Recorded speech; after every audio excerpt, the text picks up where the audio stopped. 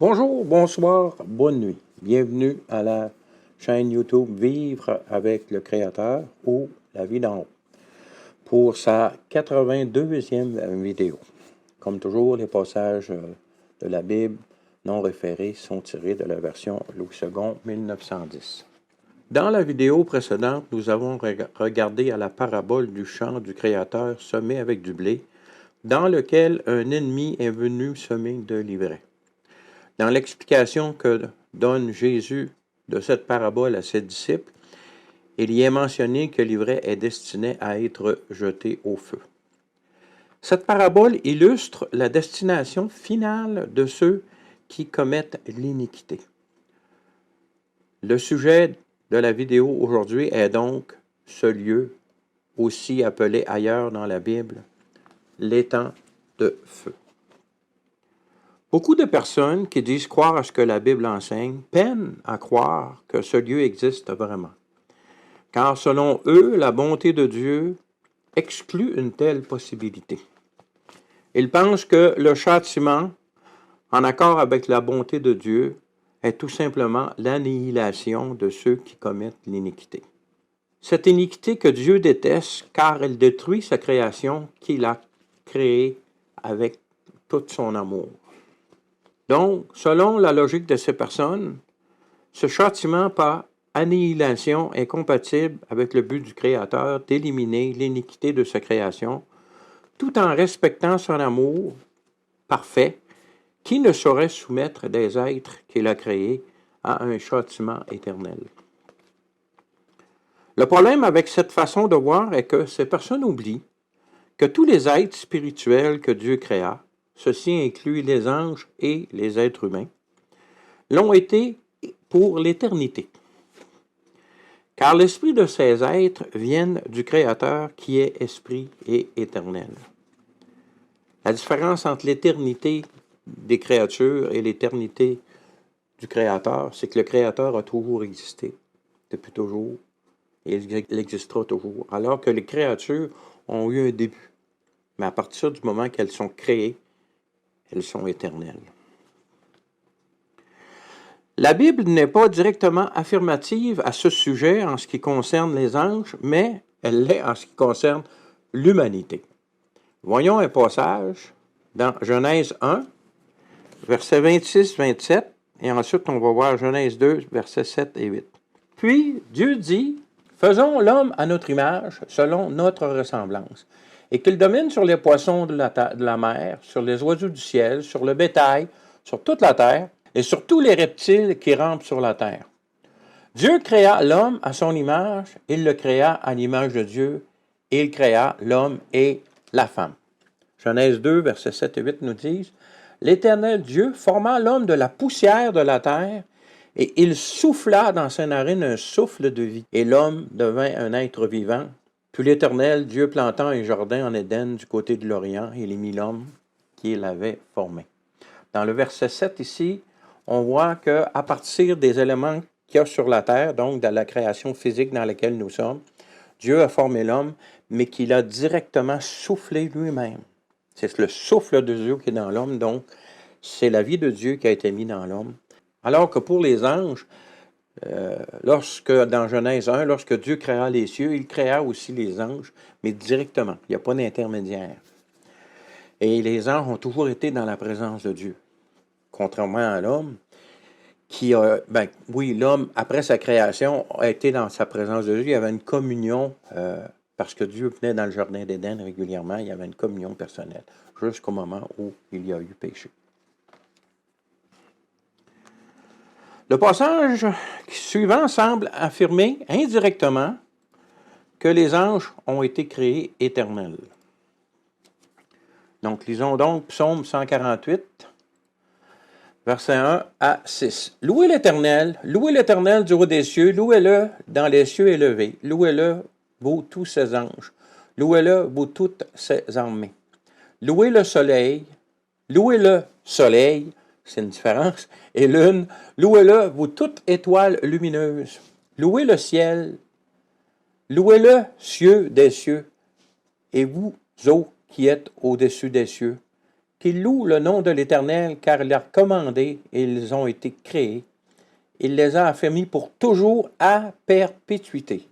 Il a donné des lois et il ne les violera point. C'est sûr que nous retrouvons plusieurs passages dans la parole de Dieu, entre autres, qui nous encouragent à sauver notre âme éternelle et que les anges sont au service de Dieu pour l'éternité.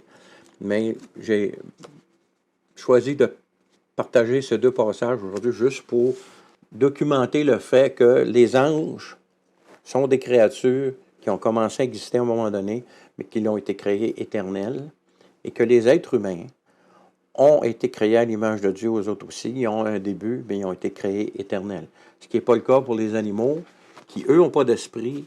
Donc, lorsqu'ils meurent, ils meurent. C'est fini. Ils ont une âme parce que les animaux ont des sentiments. Il s'agit d'avoir un chien à la maison pour comprendre qu'un chien est affectueux, fidèle. Mais jamais un chien peut rentrer en communion avec Dieu parce qu'il n'a pas d'esprit. Donc, on parle d'éternité ici pour les êtres spirituels, donc les anges et les humains. Le problème donc que nous avons qui se représente ici pour ces personnes qui croient difficilement au châtiment éternel, n'est pas l'idée que le châtiment, qu'il y ait un châtiment, mais c'est plutôt la durée de ce châtiment. C'est le fait qu'il soit éternel qui pose problème et non pas l'existence, parce que la justice de Dieu est bien comprise par les gens qui se confient dans la Bible, mais ils ont de la misère à comprendre que le châtiment éternel fait partie de la bonté de Dieu aussi.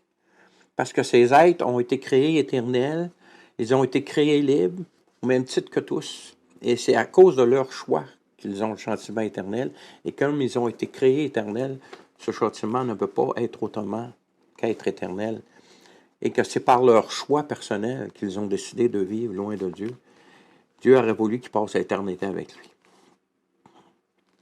Revenons à l'explication que donne Jésus de la parabole de la semence dans le champ à ses disciples.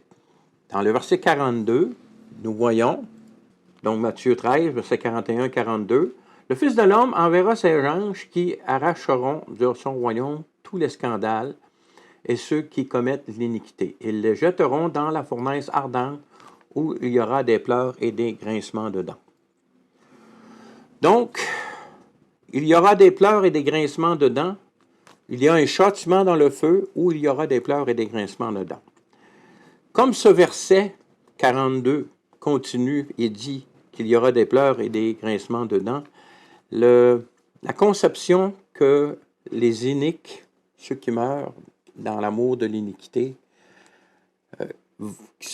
qu'ils soient annihilés lors de leur mort, ce verset élimine ce fait.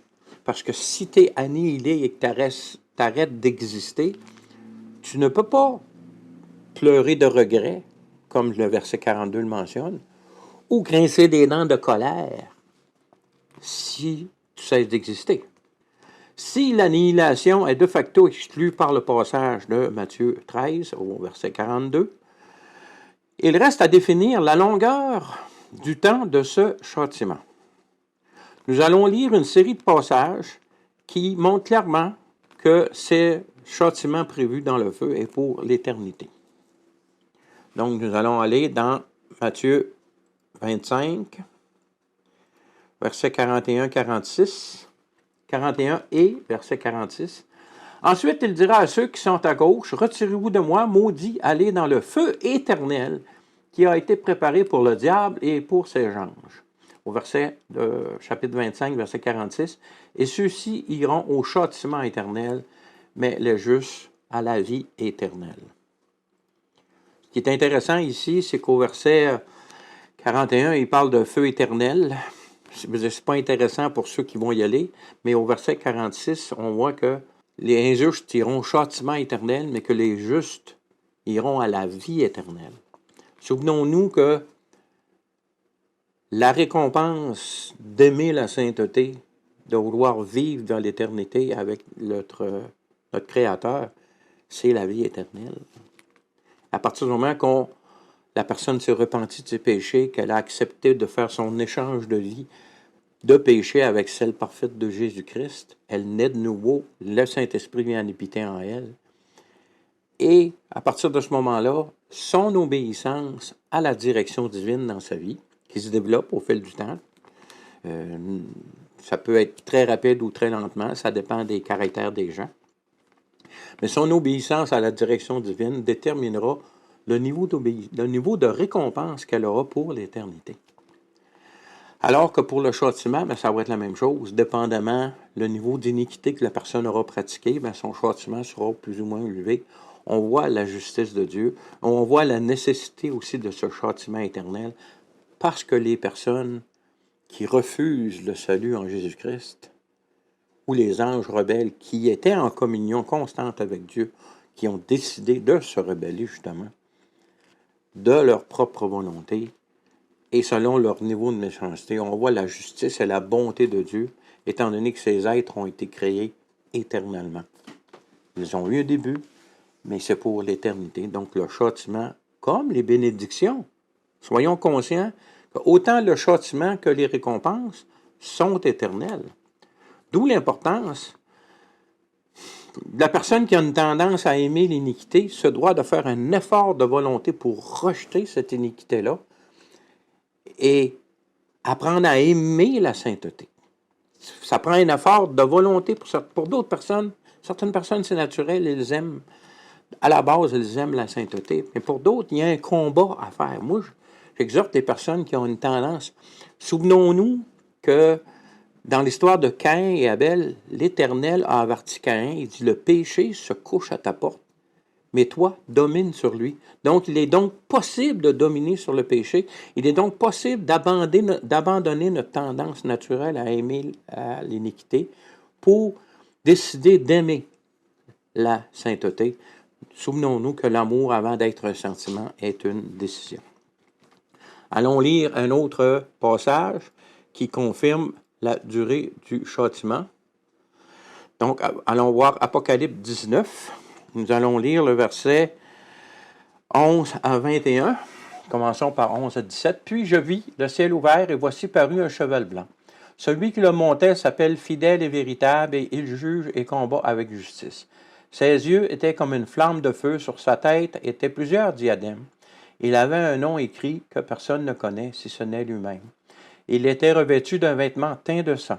Son nom est la parole de Dieu. Ici, c'est pas difficile à identifier qui est. On parle de Jésus qui est la parole de Dieu. Et ses vêtements teintés de sang parce qu'il a payé de son sang pour racheter nos vies de péché. Alors, c'est très clair ici qu'on parle de Jésus le Christ, le Fils unique du seul Dieu vivant. Continuons au verset 14. Les armées qui sont dans le ciel le suivaient avec les chevaux blancs, revêtus d'un fin lin blanc pur. De sa bouche sortait une épée aiguë pour frapper les nations. Il les paîtra avec une verge de fer et il foulera la cuve du vin de l'ardente colère du Dieu Tout-Puissant. Il avait sur son vêtement et sur sa cuisse un nom écrit « Roi des rois, Seigneur des seigneurs ». Encore ici, c'est très facilement identifiable à Jésus-Christ. Et je vis un ange qui se tenait dans le soleil et il cria d'une voix forte, disant à tous les oiseaux qui volaient par le milieu du ciel, « Venez, rassemblez-vous pour le grand festin de Dieu. » 18. Afin de manger de la chair des rois, la chair des chefs militaires, la chair des puissants, la chair des chevaux, la chair de ceux qui les montent, la chair de tous, libres et esclaves, petits et grands. Et je vis la bête et les rois de la terre et leur armée rassemblés pour faire la guerre à celui qui était assis sur le cheval et à son armée. Et la bête fut prise, et avec elle le faux prophète qui avait fait devant elle les prodiges par lesquels il avait séduit ceux qui avaient pris la marque de la bête et adoré son image. Ils furent tous les deux jetés vivants dans l'étang ardent de feu et de soufre. Et les autres furent tués par l'épée qui sortait de la bouche de celui qui est assis sur le cheval, et tous les oiseaux se rassasièrent de leur chair. Apocalypse 20, versets 1 et 2. Puis je vis descendre du ciel un ange qui avait la clé de l'abîme et une grande chaîne dans sa main. Il saisit le dragon, le serpent ancien, qui est le diable et Satan, et le lia pour 1000 ans.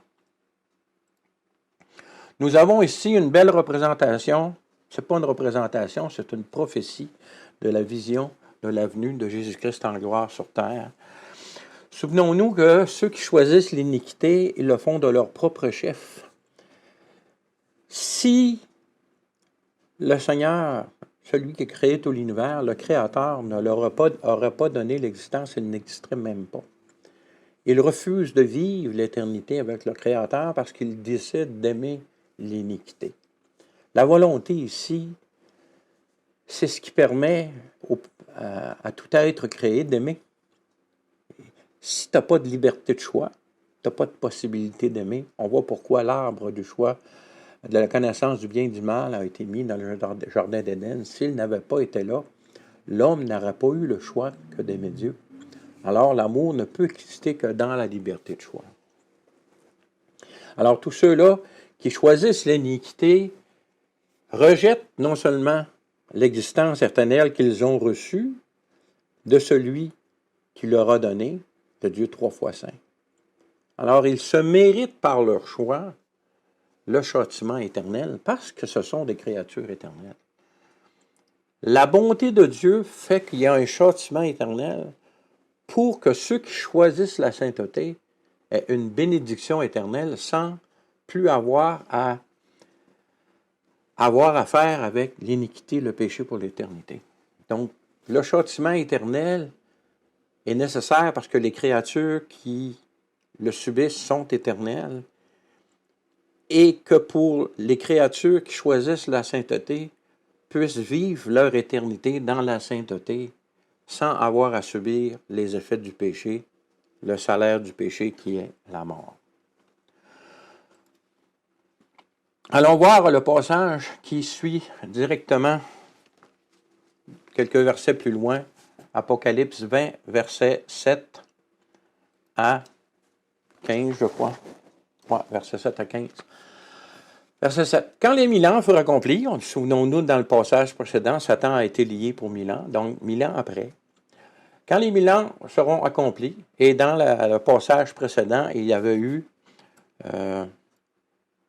au verset 20 de 19, chapitre 19, la bête fut prise et avec elle le faux prophète qui avait fait devant elle les prodiges par lesquels elle avait séduit ceux qui avaient pris la marque de la bête et adoré son image, et furent tous les deux jetés vivants dans les temps de feu. Si nous revenons à notre passage d'Apocalypse 27, donc quand les 1000 ans furent accomplis, Satan sera relâché de sa prison. Il sortira pour séduire les nations qui sont aux quatre coins de la terre, Gog et Magog, afin de les rassembler pour la guerre. Leur nombre est comme le sable de la mer. Après 1000 ans, où il va y avoir un minimum de morts sur la terre, il va y avoir encore beaucoup de monde sur cette terre.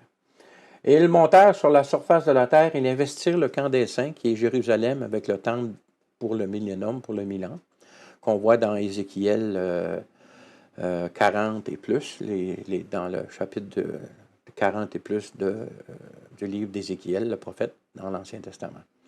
Mais un feu descendit du ciel et les dévora. Et le diable qui les séduisait fut jeté dans les temps de feu et de soufre, où sont la bête et le faux prophète, et ils seront tourmentés jour et nuit au siècle des siècles. Donc, nous voyons que la bête et le faux prophète ont déjà passé 1000 ans dans le feu, ce qui n'était pas le cas pour Satan. Il avait été enchaîné dans le séjour des morts. Mais là, il est jeté dans les temps de feu pour être tourmenté jour et nuit au siècle des siècles. Si ce n'est pas l'éternité, je ne sais pas c'est quoi. Continuons au verset 11. Puis je vis un grand trône blanc et celui qui était assis dessus. La terre et le ciel s'enfuirent devant sa face et il ne fut plus trouvé de place pour eux. Donc la terre et le ciel, tel que nous la connaissons aujourd'hui, va disparaître et selon la lettre de Pierre, elle devrait être rénovée par le feu. Comme lors du déluge, elle a été rénovée par l'eau. Et il y a eu, les continents ont changé, même la nature des océans a changé. Beaucoup d'enseignements à ce sujet-là. Ce n'est que conjecture, mais c'est plausible. Donc, continuons au verset 12. « Et je vis les morts, les grands et les petits qui se tenaient devant le trône. Des livres furent ouverts et un autre livre fut ouvert, celui qui est le livre de vie. Et les morts furent jugés selon leurs œuvres, d'après ce qui a été écrit dans ces livres. » Donc, il y a plusieurs livres, donc le livre des actes de chacune des personnes qui a vécu, depuis la création du monde jusqu'au grand trône blanc. Et il y a le livre de vie pour ceux qui ont accepté le salut en Jésus-Christ. Donc, depuis que Jésus est venu, nous savons que le salut est en Jésus-Christ. Toutes les personnes, avant que Jésus soit venu, espéraient dans le salut de l'Éternel. Ils ont su, lorsque Jésus est descendu dans le séjour des morts après sa crucifixion, que c'était lui, le salut, en qui il avait espéré. Verset 13. La mer rendit les morts qui étaient en elle, la mort et le séjour des morts rendirent les morts qui étaient en eux, et chacun fut jugé selon ses œuvres. Et la mort et le séjour des morts furent jetés dans l'étang de feu. C'est la seconde mort, l'étang de feu. Quiconque ne fut pas trouvé dans le livre de vie fut jeté dans l'étang de feu. Maintenant, pour ceux qui, même après avoir vu ce que nous venons de voir, les textes que nous partagerons dans cette vidéo, qui se disent en eux-mêmes, je ne peux pas croire que ce soit vrai. Car Dieu est bon, et ces choses n'arriveront pas, car Jésus est mort sur la croix pour tous les êtres vivants, pour tous les humains.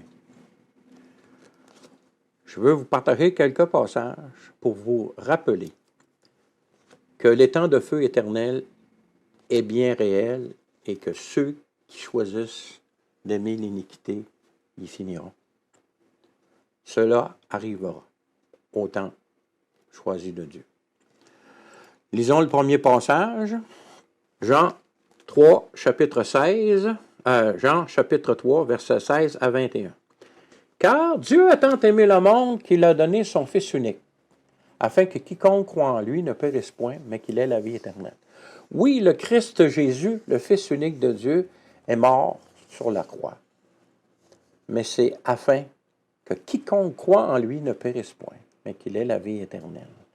Alors, il faut croire dans le sacrifice de Jésus-Christ. Et nous allons voir, continuons à lire le texte, allons voir que certaines personnes décident de ne pas y croire parce qu'ils préfèrent l'amour de leur péché. Donc, verset 17, Dieu, en effet, n'a pas envoyé son Fils dans le monde pour qu'il juge le monde, mais pour que le monde soit sauvé par lui. Celui qui croit en lui n'est point jugé, mais celui qui ne croit pas est déjà jugé parce qu'il n'a pas cru au nom du Fils unique de Dieu. Et ce jugement, c'est que la lumière étant venue dans le monde, les hommes ont préféré les ténèbres à la lumière, parce que leur œuvre était mauvaise. Car quiconque fait le mal est la lumière et ne vient point à la lumière, de peur que ses œuvres ne soient dévoilées. Mais celui qui agit selon la vérité vient à la lumière afin que ses œuvres soient manifestées parce qu'elles sont faites en Dieu. Donc, nous voyons ici clairement que ceux qui préfèrent les ténèbres, donc qui préfèrent la vie de péché, qui préfèrent l'iniquité, ne veulent pas croire en Jésus le Christ, parce qu'ils préfèrent croire en leur vie de péché. C'est leur décision. Dieu offre la vérité, mais ceux qui ne veulent pas recevoir la vérité, Dieu ne les forcera pas. Mais ce faisant, ils choisissent de passer l'éternité dans les temps de feu. Pour ceux encore qui se disent « Ah, je ne peux pas, Dieu est bon, Dieu est bon. » Dieu est bon, mais lorsqu'il décrète un jugement, son jugement est juste et saint, et son jugement sera appliqué. Nous allons lire quelques textes en ce qui concerne le temps de l'époque de Jérémie, le prophète qui annonçait le jugement de Dieu sur le royaume de Juda. La majorité des habitants de ce royaume refusèrent de croire à la parole que l'Éternel a donnée par la bouche de Jérémie, car il paraissait trop dur à leurs yeux et qu'ils se croyaient protégés par la présence du temple dans Jérusalem et dans la tribu de Juda. Pourtant, ce que Jérémie annonça, voyons des textes qui résument la situation. Commençons par lire Jérémie 1, 13 à 19. La parole de l'Éternel me fut adressée une seconde fois en ces mots. « Que vois-tu? » Je répondis, « Je vois une chaudière bouillante du côté du septentrion. » Le septentrion, c'est le nord. Et l'Éternel me dit, « C'est du septentrion que la calamité se répandra sur tous les habitants du pays. » Pour que Babylone vienne attaquer le pays de Juda, il fallait qu'il passe par le nord, par le croissant fertile. Donc, même si la Babylonie est complètement à l'est du pays d'Israël, pour y venir avec une armée, il fallait passer par le croissant fertile, donc il arrivait par le nord. Verset 15. Car voici, je vais appeler tous les peuples des royaumes du septentrion, dit l'Éternel. Ils viendront et placeront chacun leur siège à l'entrée des portes de Jérusalem, contre ses murailles tout alentour et contre toutes les villes de Juda. Je prononcerai mes jugements contre eux. Voyez-vous ici, Dieu a jugé. À cause de toute leur méchanceté, parce qu'ils m'ont abandonné et ont fait de l'encens à d'autres dieux, et parce qu'ils se sont prosternés devant l'ouvrage de leurs mains. Remarquez ici, ce que Dieu reproche à Israël, c'est leur idolâtrie. À savoir prosterner devant d'autres dieux. Et remarquez que lorsque le peuple d'Israël revient après la déportation de 70 ans, jamais on entend parler qu'Israël est retombé dans l'idolâtrie. Oui, ils sont tombés dans le péché, les querelles politiques, ces choses-là, mais jamais qu'ils sont allés après d'autres dieux, comme ils le faisaient. Si on lit l'histoire de l'Ancien Testament, on voit que dans le temps des juges, dans le livre des juges, ils s'éloignent de Dieu, Dieu suscite un juge, il les libère, ils sont fidèles de la vie du juge, le juge meurt, il retombe dans le péché. On voit cette chose-là où Israël se tourne vers d'autres dieux après le retour dans leur pays, après la destruction du premier temple, et lorsqu'ils ont rebâti le deuxième temple, jusqu'à la destruction du deuxième temple en 70, où que la nation a été dispersée. Ils ne sont pas retombés, donc le jugement de Dieu a été efficace. Comprenez-vous que le jugement de Dieu est juste et nécessaire. Continuons notre lecture. Reprenons verset 16 pour garder notre contexte. Je prononçai mes jugements contre eux à cause de toute leur méchanceté, parce qu'ils m'ont abandonné et ont fait de l'encens à d'autres dieux, parce qu'ils se sont prosternés devant l'ouvrage de leurs mains. Et toi, Saint-Terrain, lève-toi et dis-leur, tout ce que je t'ordonnerai, ne tremble pas en leur présence, de peur que je ne te fasse trembler devant eux. Voici, je t'établis en ce jour sur tout le pays, comme une ville forte, une colonne de fer et un mur d'airain, contre les rois de Juda, contre ses chefs, contre ses sacrificateurs et contre le peuple du pays. Ils te feront la guerre, mais ils ne te vaincront pas, car je suis avec toi pour te délivrer, dit l'Éternel. Donc,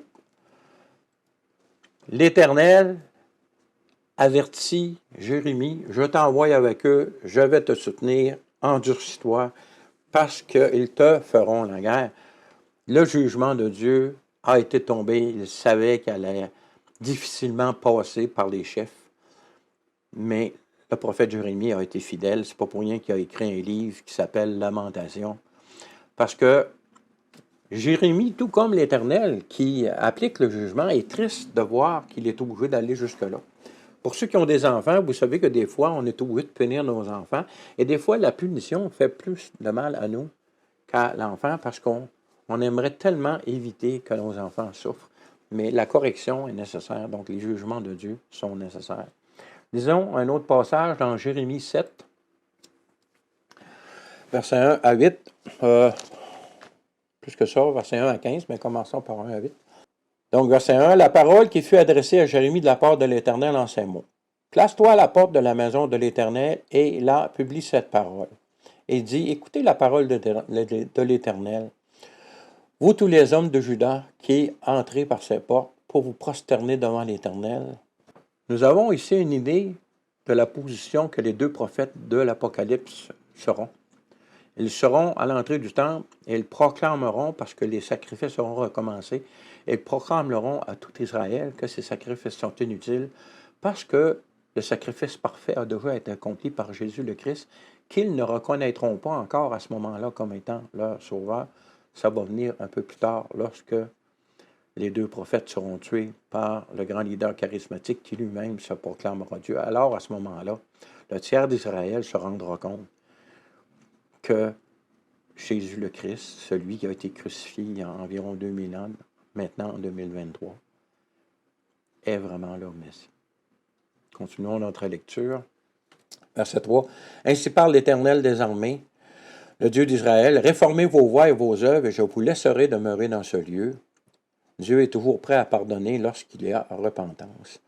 Ne vous livrez pas à des espérances trompeuses en disant, c'est ici le temple de l'Éternel, le temple de l'Éternel, le temple de l'Éternel. c'est pas la présence du temple qui fait qu'il va les sauver, c'est leur amour de la sainteté.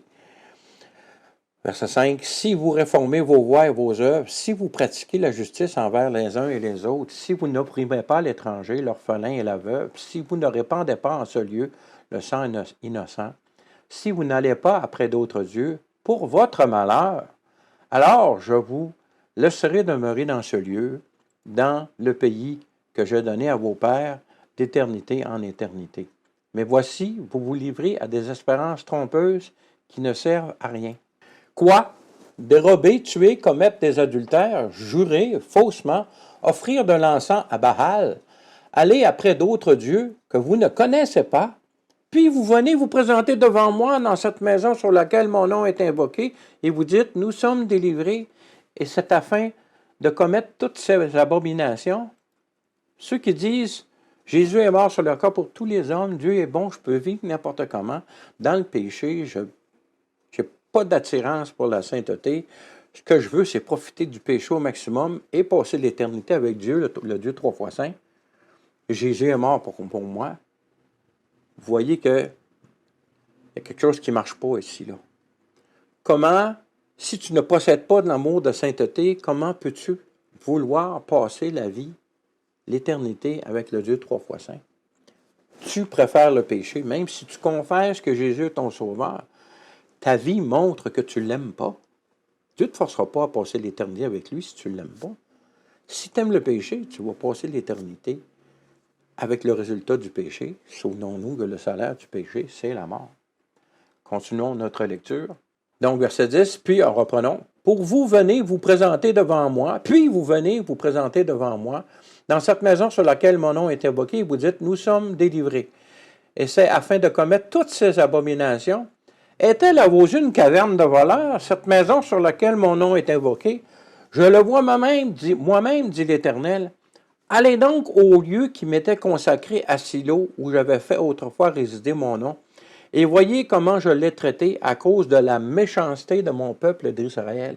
Et maintenant, puisque vous avez commis toutes ces actions, dit l'Éternel, puisque je vous ai parlé dès le matin et que vous n'avez pas écouté, puisque je vous ai appelé et que vous n'avez pas répondu, je traiterai la maison sur laquelle mon nom est invoqué, sur laquelle vous faites reposer votre confiance, et le lieu que j'ai donné à vous et à vos pères, de la même manière que j'ai traité Silo. Et je vous rejetterai loin de ma face, comme j'ai rejeté tous vos frères, toute la postérité d'Éphraïm. On voit ici que tu as beau dire que tu es chrétien, tu as beau dire que tu crois en Jésus, si ta vie ne démontre pas le fruit de la repentance, qui est l'amour de la sainteté et une sanctification constante, on s'entend que tout enfant de Dieu qui aime la sainteté a la possibilité de tomber. Ça arrive, ça m'arrive. Je suis un pécheur sauvé par grâce, mais j'ai la nouvelle vie de Christ en moi, je suis né de nouveau. Et le nombre de péchés que je commets depuis que je suis enfant de Dieu est de moins en moins fréquent. C'est pour ça que le châtiment éternel pour des créatures qui sont éternelles et normales, et c'est pas juste le fait de dire que tu crois en Jésus, il faut non seulement croire, mais vraiment aimer la sainteté. C'est par son action à Jésus-Christ qu'on peut obtenir le salut, on peut avoir une vie parfaite. Qu'est-ce qui détermine que tu crois vraiment et que tu choisis cette vie-là? C'est ton amour pour la sainteté. Comme j'ai dit, pour certaines personnes qui ont tendance plus à aimer l'iniquité, il y a un effort de volonté à faire. Mais je vous dis, si vous faites l'effort d'aimer la sainteté, cet amour grandira en vous.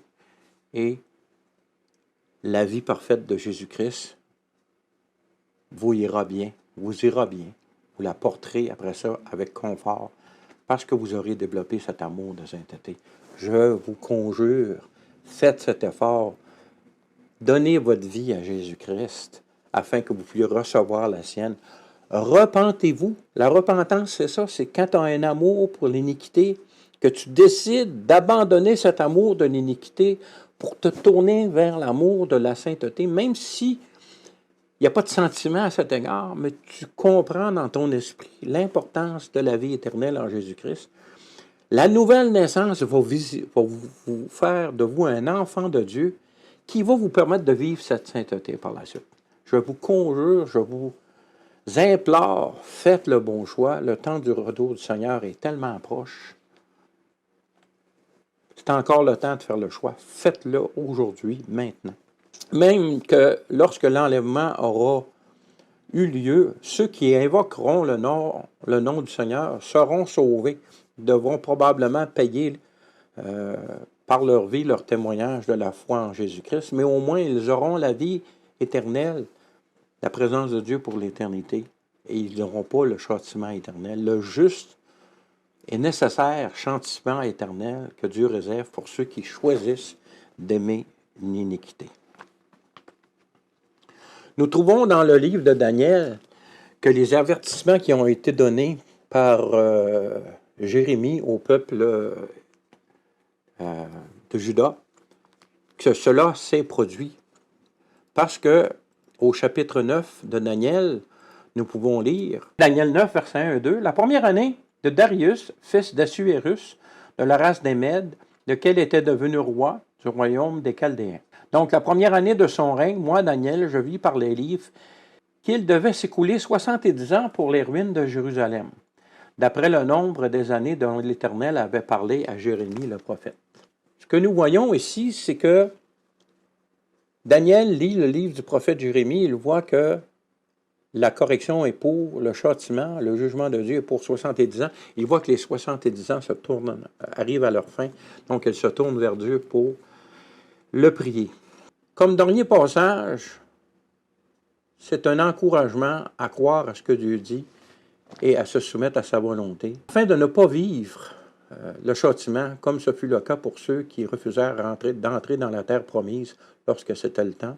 Voyons le passage de 1 Corinthiens, chapitre 10, qui dit, c'est Paul qui avertit les Corinthiens de ne pas avoir le cœur dur. Verset 1 dit, « Frères, je ne veux pas que vous ignoriez que nos pères ont tous été sous la nuée. » Il parle ici lors de la sortie d'Égypte.